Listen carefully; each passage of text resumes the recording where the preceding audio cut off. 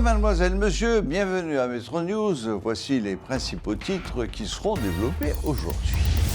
Victor Prophane et Gracia Delva, deux autres anciens parlementaires, sont sanctionnés par le Canada.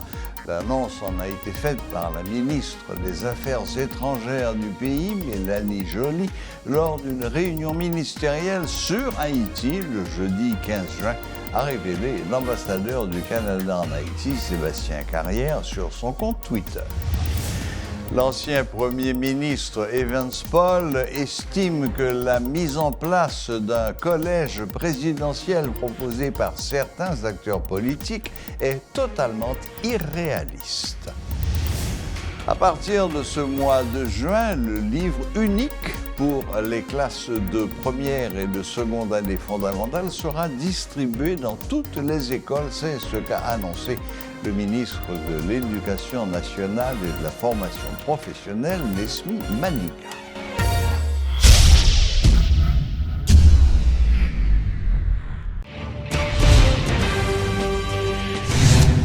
Le Canada a pris des mesures de sanction à l'encontre de Gracia Delva et Victor Prophane, deux anciens représentants du département de l'Artibonite à la Chambre des députés et au Sénat, dans le cadre d'une série de sanctions visant des personnalités haïtiennes accusées d'avoir contribué à l'insécurité en Haïti.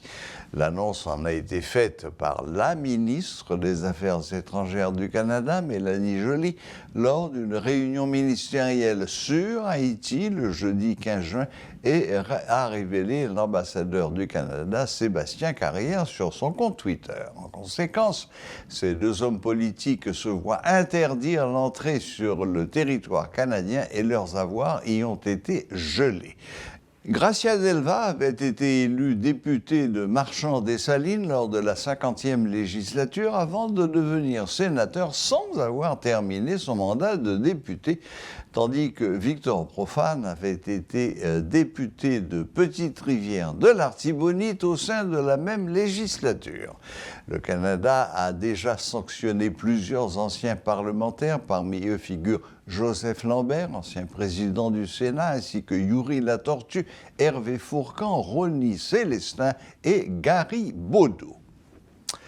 L'ancien premier ministre Evans Paul incite les acteurs politiques à faire preuve de pragmatisme en recherchant un consensus complet. Il a jugé la mise en place d'un collège présidentiel totalement irréaliste en rappelant des précédents historiques. Fragmenter un exécutif déjà impuissant risque d'apporter plus de désagréments que d'avantages, selon Evans Paul. Je songe que le gouverneur Island a fait une attente de la population pour qu'on bagaille qui sorti, même si ça qui sorti n'a pas de respecté. On connaît nous-mêmes, même si le président Aristide pas de gens avec le général Cédras, etc. C'était une autre histoire. Mais ça, moi-même, je pense que gagner une crise de vision, de stratégie, de tactique. Et c'est ça qui ban nous ambiance d'instabilité chronique nous là-dedans. Par exemple, cette histoire de collège présidentiel. Moi, je pense que c'est déplacer la crise là. Ça veut dire déplacer la crise là. Si on crée une présidence à 3 moun, à 5 moun, on bloque le pays. Chaque décision pour prendre, il faut un consensus pour arrêter de sortir. On paye plein de problèmes. Pour un 5 moun qui d'accord sur chaque bagaille. Difficilement pour ça marcher. Et 5 présidents. Il y a des gens qui ont dit que tu as une référence. Conseil gouvernement. Conseil de gouvernement. Mais tu as un militaire président. Un contexte là, mais sous pouvoir. Il y a des gens qui sont capables de même dire que tu as l'autre référence en 1956, donc collégial, qui a 13 personnes, mais elle n'a pas duré 2 mois. Nous avons fait un gouvernement collégial, côté chaque candidat à la présidence, François Duvalier, Louis Desjoie, Daniel Fillol, etc. Tout le monde met au monde dans le gouvernement. Nous faisons expérience ça déjà qui fait. Si nous avons une lecture de l'histoire, nous avons cherché une solution qui paraît viable. Parce que moi-même, je n'ai pas de problème à personne, je n'ai pas de problème avec lui personnellement, je n'ai pas de place, besoin. Mais moi penser que si nous regardons les bagailles, si nous regardons dans le rétroviseur l'histoire, nous comprenons que aujourd'hui, même si on a dit qu'il y a nécessité d'un exécutif à deux têtes, c'est sa constitution dit, pas de problème avec approche ça. Mais dit on mettre 3 ou 5 personnes dans la présidence de son pays, tant qu'Haïti qui est déjà en crise, eh bien c'est problème pire. Les 11, 12 et 13 juin dernier a eu lieu à Kingston, en Jamaïque, une réunion sous les auspices du CARICOM, une réunion sur la crise haïtienne. À cette réunion assistaient des chefs d'État et de gouvernement, des hommes politiques haïtiens de différents bords, des membres de la société civile et du monde des affaires, ainsi que 3 anciens premiers ministres de la région. L'un des participants à cette réunion est avec nous ce soir en visioconférence. Il s'agit de M. Clarence Renoy du parti UNIR. Bonsoir Clarence Renoy et bienvenue sur Metro News. Bonsoir Serge et merci de m'avoir invité sur Metro News. Oui, mais nous avons soif de savoir, et surtout venant d'un des acteurs de cette réunion, comment ça s'est passé à la Jamaïque. Bon, le premier constat, c'est qu'il n'y a pas eu d'accord, malgré ces 3 jours de discussion. Oui, tout à fait. C'est le premier constat que l'on peut faire, évidemment, parce qu'on est revenu sans avoir signé une quelconque déclaration conjointe ou un accord. C'était un peu, je dirais, l'attente de la population haïtienne de Port-au-Prince et d'ailleurs, pour voir si les Haïtiens se réunissaient enfin et pouvaient amener quelque chose. Mais je crois que le bilan n'est pas si négatif que l'on puisse penser. On a fait des avancées.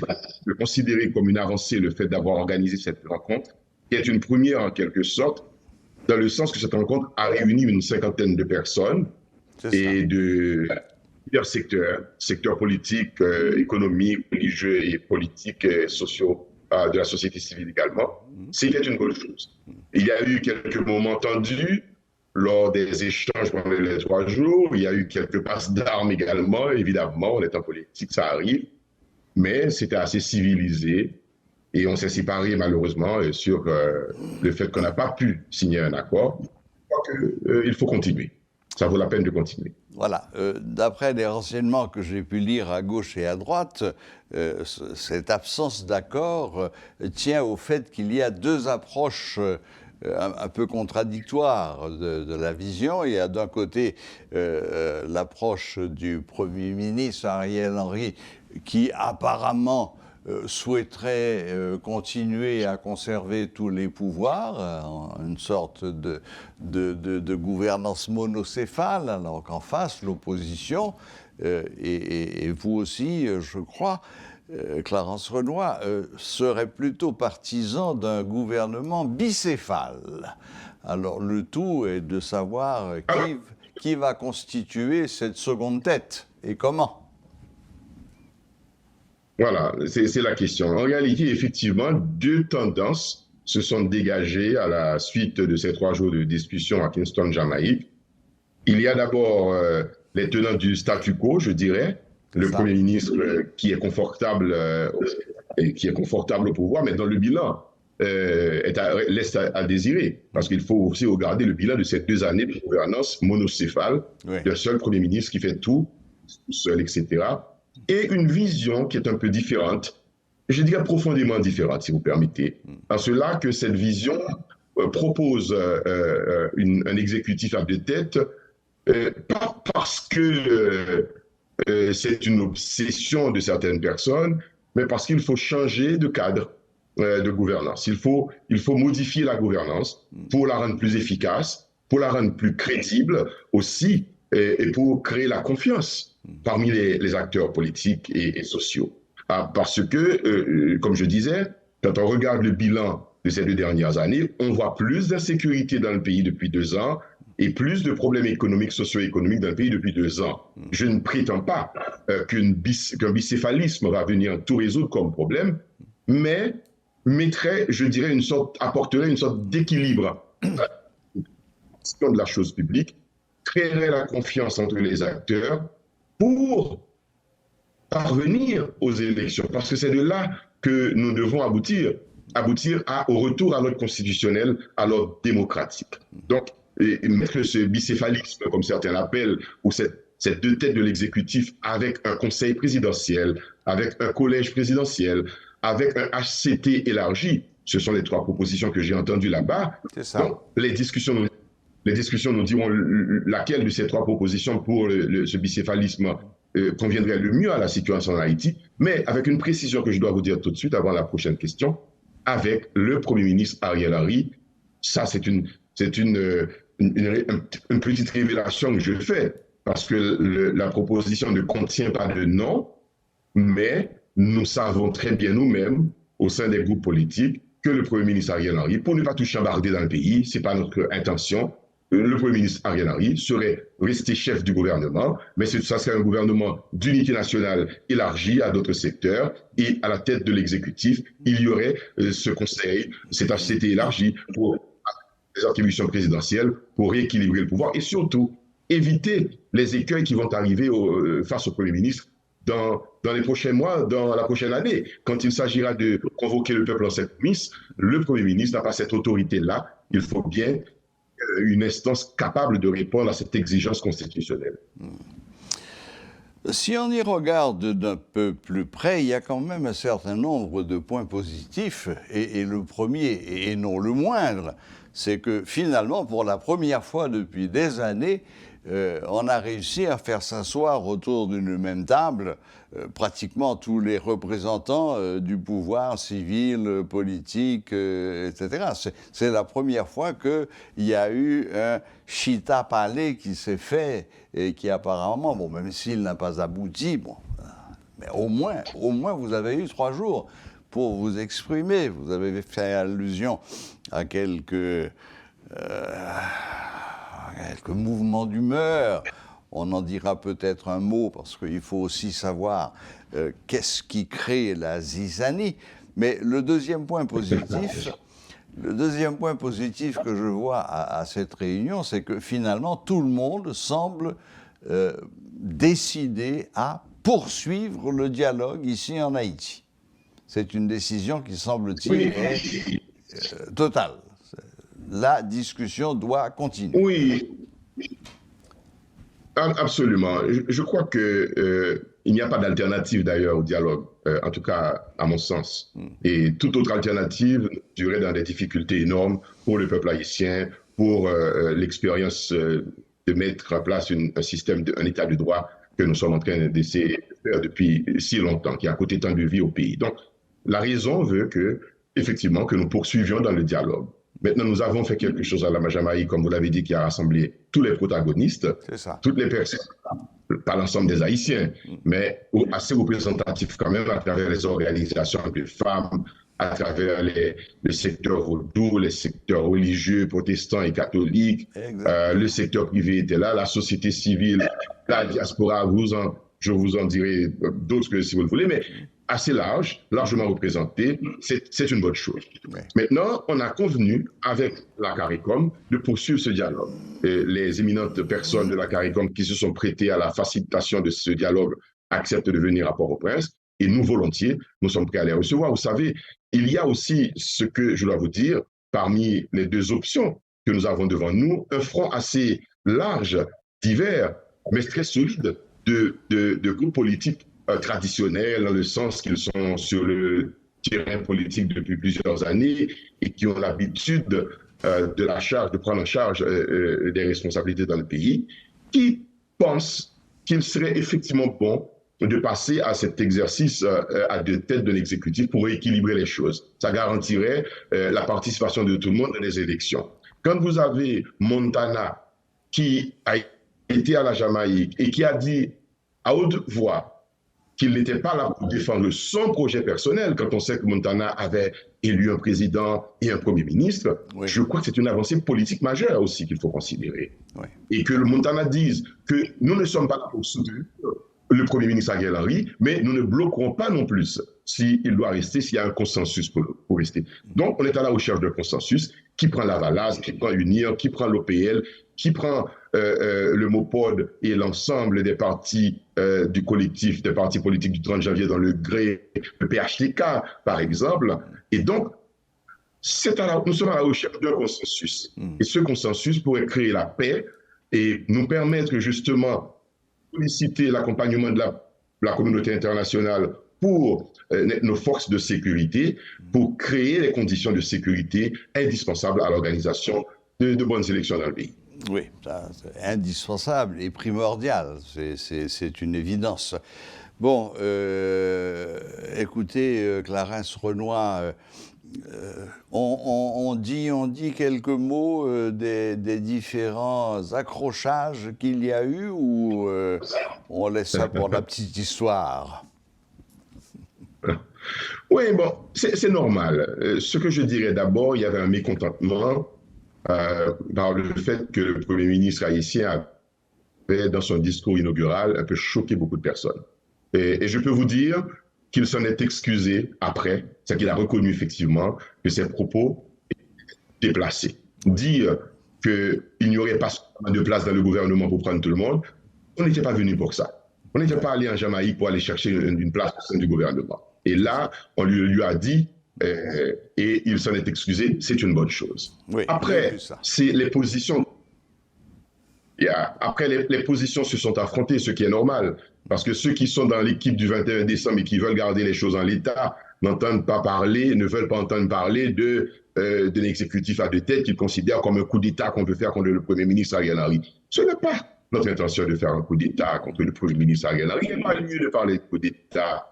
Vous savez, je crois que nous devons trouver un terrain d'entente entre nous pour permettre au pays de reprendre ses activités. Je cite souvent la situation que je connais personnellement parce que je suis quand même à l'université, je rencontre des étudiants, j'ai des cours que j'assume à l'université. Quand tu vois les conditions dans lesquelles les étudiants vont venir aussi, ou ne peuvent pas venir parce qu'ils ne peuvent pas traverser des territoires pour venir à l'école, et des jeunes qui doivent subir les examens d'État. Donc, on a besoin de créer cette sérénité dans le pays pour permettre à tout le monde de pouvoir travailler. Donc, mettons-nous ensemble pour le faire. Retrouvons ce qui nous unit dans ce pays, permettre aux petits commerçants, aux Manassara de pouvoir se déplacer, ouvrir les routes nationales. On a besoin d'arriver à ça. Mais ça ne peut arriver que si l'on passe d'abord par un rééquilibrage, je dirais, de la gouvernance du pays. Parce que la gouvernance qui est en place depuis 2 années n'a pas donné beaucoup de résultats. Oui. Donc, il faut rééquilibrer la gouvernance, maintenant faire des ouvertures, avec une feuille de route pour exécuter étape par étape les différents programmes qu'il nous reste à exécuter, pour créer la confiance. La confiance est capitale. Parce que ce qu'il faut éviter, Serge Clan, c'est d'éviter de précipiter les élections pour faire des élections parce qu'il faut sortir de la crise, et puis pour nous retrouver dans de nouvelles crises avec des élections avec des élections. Il faut tout ça, il faut une sortie durable à cette crise que nous sommes en train de vivre. Oui, oui. Il est certain que le bilan de ces 2 dernières années est assez maigre, avec l'aggravation massive de certains secteurs, en particulier l'insécurité. Le seul petit souffle qu'on a eu, ça a été lorsque le mouvement Bois-Calais a commencé à prendre de la force et a commencé à montrer les dents. Et c'est là qu'on a vu qu'un peu la peur commençait à changer de camp. Mais bon, cette question d'insécurité est loin d'être résolue. C'est une évidence, malgré tous les efforts de la PNH, et Dieu sait que ces efforts sont louables et sont importants. Bon, une toute dernière question, Clarence Renoy, est-ce qu'il y a déjà un agenda de proposé ou de prévu pour la reprise des discussions sur place en Haïti? Vous attendez une délégation de la CARICOM qui, si j'ai bien compris, doit venir en Haïti pour reprendre le dialogue. Est-ce qu'il y a un agenda qui a déjà été mis en place et qui est chargé de faire cet agenda? Est-ce que c'est le Premier ministre, Ariel Henry? Alors, alors, il faut dire d'abord qu'il y a, Serge, une grande sympathie dégagée par les dirigeants, les anciens dirigeants de la CARICOM, à recevoir les Haïtiens et à se rendre disponibles aussi pour nous mettre ensemble et à vouloir venir en Haïti. Donc, ils fixeront probablement l'agenda, mais ils nous ont dit dans 2 ou 3 semaines, ils seraient prêts à revenir en Haïti. Évidemment, à ce moment-là, ce sont les autorités haïtiennes qui vont recevoir, et c'est le Premier ministre actuel qui est là, qui va recevoir. Mais je suppose que dans 2 à 3 semaines, peut-être que nous saurons exactement. Il n'y a pas un agenda qui a été fixé, mais c'est la disponibilité des uns et des autres à continuer le dialogue qui nous dira à quel moment les réunions se tiennent. Voilà. Bon, eh bien, voilà, j'ai pris note que vous avez, vous autres, le parti haïtien, le parti Haïti, vous avez entre 2 et 3 semaines pour continuer à fourbir vos arguments et à vous entendre, et de façon à ce que la discussion puisse reprendre avec cette délégation de la CARICOM, donc 2-3 semaines de réflexion encore, et peut-être même, pourquoi pas, de prise de reprise de dialogue, poursuivre le dialogue entre vous. J'ajouterai une petite phrase seulement pour demander un peu de patience aux gens. Pas patience dans le temps, parce que nous n'avons pas beaucoup de temps, mais patience et tolérance. Il faut accepter que les gens puissent se parler. Alors, on peut ne pas aimer quelqu'un, on peut le détester, mais on doit pouvoir se parler entre Haïtiens. Nous sommes des frères et des sœurs, nous pouvons avoir des différends et des divergences sur certains sujets, mais nous devons pouvoir nous parler. Et puis aussi, il ne faut pas garder les positions trop fermes, trop rigides, inflexibles, pour dire nous ne céderons pas. Personne ne demande le départ du ministre Ariel Henry, mais nous voulons collaborer pour le bien du pays. Et bien, s'il faut ajouter un exécutif symbolique, faisons-le pour avancer. Parfait. Eh bien, Clarence Renoy, merci. Merci de vous être rendu disponible pour nous faire vivre de l'intérieur un peu ce qui s'est passé à Kingston, à la Jamaïque, les 11, 12 et 13 juin prochains. Et puis surtout de cette porte que vous laissez ouverte à la reprise du dialogue et à la recherche d'un consensus qui sera fait forcément de concessions de part et d'autre. Merci Clarence Renoy et bonne fin de journée. Merci Serge, merci. À vous aussi, à la prochaine. Le livre unique pour les classes de première et de deuxième année fondamentale sera distribué dans toutes les écoles à partir de ce mois de juin. C'est ce qu'a annoncé le ministre de l'Éducation nationale. En conférence de presse ce jeudi, Nesmi Maniga a fait savoir que ce document contenant 5 matières sera utilisé pour l'année académique 2023-2024. Le professeur Maniga en a profité pour annoncer que les coefficients des matières au niveau du fondamental ont changé. L'État haïtien a distribué à NESA environ 1 million de livres uniques en créole avec cahier exercice pour toute l'école publique privée première avec deuxième année fondamentale.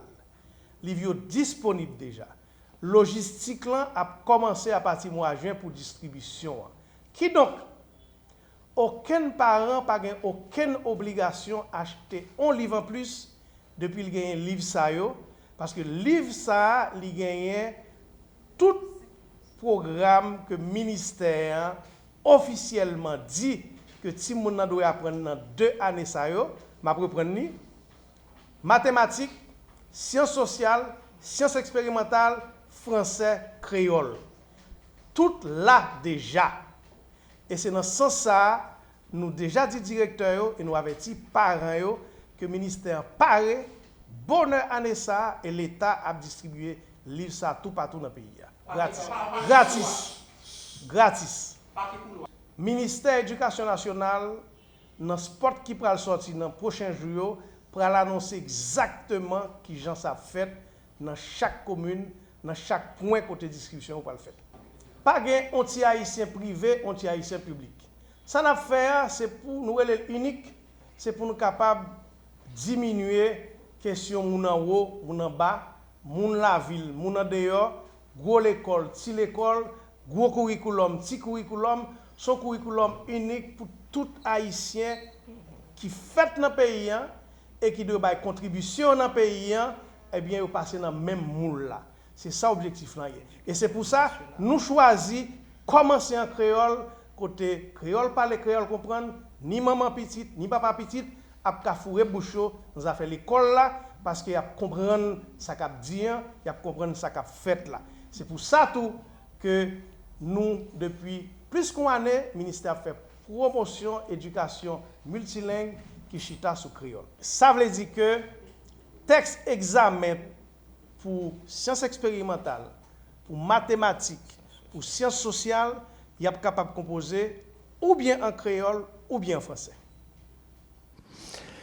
La Brasserie nationale d'Haïti, Brana, a procédé ce jeudi au lancement d'un nouveau produit sur le marché dénommé Guinness Smooth.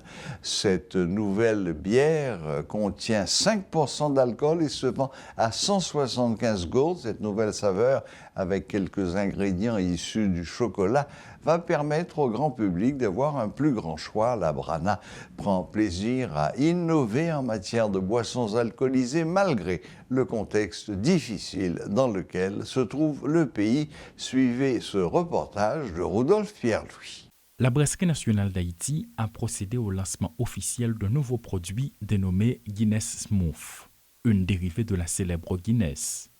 Alexandra Belot, brand manager.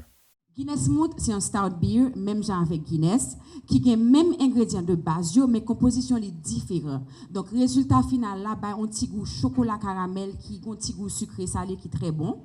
OK? Guinness il a 5% d'alcool, il est rafraîchissant, il est léger, il vient dans la même bouteille avec Guinness original là, même 341 ml retournable là, il a 5% d'alcool, j'aime dire là déjà, donc il prend nous en pile temps pour nous développer produit ça, parce que nous devons assurer nous de qualité, de goût, de saveur avant de lancer sur le marché. Guinness Smooth, j'aime dire déjà bouteille 341 ml là. Donc avec ça, nous voulons introduire une nouvelle expérience pour consommateurs nous dans 4 points pays. Nous faisons un pile recherche pour développer produit et nous réaliser que un pile jeune qui chercher un produit qui est accessible dans goût et dans saveur et aussi par rapport à l'autre produit qui est sur le marché. Donc c'est dans l'optique ça que nous développons Guinness Smooth pour nous bailler tout consommateur plus choix, plus diversité et pour nous satisfaire de menu. Les ingrédients utilisés et le processus de brassage unique donnent à cette bière sa caractéristique particulière, y compris les motivations et les inspirations qui ont conduit à la création de cette boisson innovante. Antoine Fils Saint-Éloi, directeur de qualité de la Brana. Guinness pour lancer un produit qui fait avec même matériel que nous fait, même ingrédients que nous fait Guinness normal là. Donc c'est toujours mal, de l'eau, sucre et levure avec houblon. Donc c'est matériel ça que nous utilisons, mais par contre les gains une recette qui unique à lui-même, qui balie au goût qui est extraordinaire. Moi personnellement comme manager de qualité, moi j'aime produire ça et moi sûr que nous-mêmes tout nous allons faire la même expérience ça ensemble avec. Donc moi pas dit trop pour partie qualité mais ça me dit non seulement c'est que depuis dans matière première que nous utilisons, passer dans le processus de brassage là, arriver dans le produit fini, c'était un travail d'équipe. Côté que département qualité, département de brassage, marketing, et tout le monde te met tête ensemble, packaging, pour que nous soyons capables d'offrir nos bébés ça aujourd'hui, qui c'est Guinness Smooth. Ce nouveau produit lancé par la Brana n'a aucun effet sur la santé. Par contre, ceux qui ont des problèmes de santé doivent respecter les ordonnances de leur médecin, mais du côté de la compagnie, les critères de base sont respectés. Antoine Fils Saint-Éloi, directeur de qualité de la Brana. Nous sommes une compagnie qui certifie FSSC 22000, qui c'est une certification internationale, qui dit que les produits que nous avons fait, c'est des produits qui sont safe pour consommation monde. Et régulièrement, chaque année, nous voyons des échantillons aller dans les pays étrangers pour faire analyse sur eux, pour que nous assurions qu'en termes de toute bagaille, heavy metals, métaux, lourds, toute bagaille qui a peut-être un impact sur la santé monde, que nous monitorions au jour le jour pour éviter que les produits ne gagnent n'importe bagaille qui a affecté le monde. Donc, sur ce point, nous avons des produits qui sont safe pour la consommation. Maintenant, si vous avez un problème de santé quelconque, maintenant, c'est avec le médecin, c'est le médecin qui dit qui ça que le capran, qui ça que le pas capran. Mais en règle générale, tout produits safe pour la consommation parce que c'est des produits qui sont faits avec des ingrédients naturels. Les responsables de la Brana disent espérer que les consommateurs vont pouvoir immerger pleinement dans cette expérience gustative unique afin d'apprécier chaque nuance et profiter de cette nouvelle proposition de Guinness. Lyra Boris, directrice de marketing. Guinness Smooth a tout le caractère d'une bière stout, d'une bière noire comme Guinness, mais avec une finition plus légère. Crémeuse et avec une goutte de caramel. C'est vraiment délicieux. Avec Guinness Smooth, Brana a introduit une nouvelle expérience de bière en Haïti et nous offrons une bière différente pour des consommateurs, pour des occasions spéciales, pour des hommes et pour les femmes. Donc, malgré la situation dans le pays, Brana est heureux d'offrir de nouvelles expériences à notre consommateurs et d'aider nos commerçants à développer et grandir leur business. Ce nouveau produit lancé par la compagnie Brana dénommé Guinness Smooth ne va nullement affecter l'ancien produit qui était déjà sur le marché. La bouteille se vend à 175 gourdes et la distribution a déjà commencé selon les responsables de la compagnie Brana.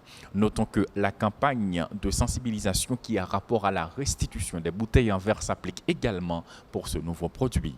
Paul Léel et Rodolphe Pirloy pour Télémétropole. Et pour conclure, un bref rappel des titres. Victor Profane et Gracia Delva, deux autres anciens parlementaires, sont sanctionnés par le Canada. L'annonce en a été faite par la ministre des Affaires étrangères du Canada, Mélanie Joly, lors d'une réunion ministérielle sur Haïti le jeudi 15 juin, a révélé l'ambassadeur du Canada, Sébastien Carrière, sur son compte Twitter. L'ancien Premier ministre Evans Paul estime que la mise en place d'un collège présidentiel proposé par certains acteurs politiques est totalement irréaliste. À partir de ce mois de juin, le livre unique pour les classes de première et de seconde année fondamentale sera distribué dans toutes les écoles. C'est ce qu'a annoncé le ministre de l'Éducation nationale, Lesmi Manina. Voilà, la boucle est bouclée. Merci de nous rester fidèles et à la prochaine, même heure, même chaîne.